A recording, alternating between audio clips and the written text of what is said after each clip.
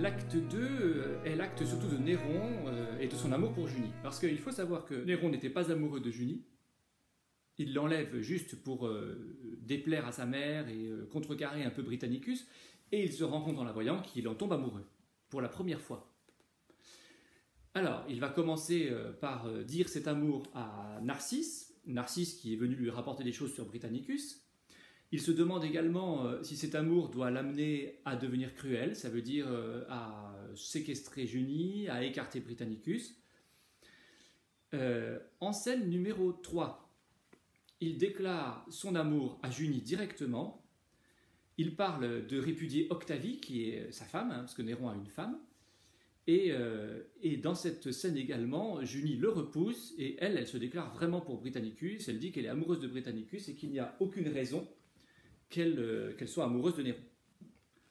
Alors, du coup, Néron lui demande de jouer à un jeu cruel.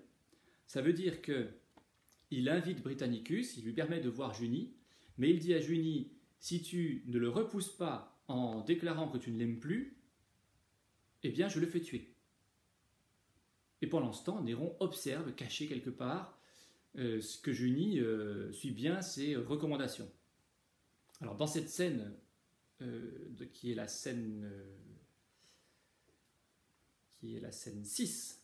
Dans cette scène qui est la scène 6, Britannicus arrive, il est très content de revoir Junie, il dit du mal de Néron.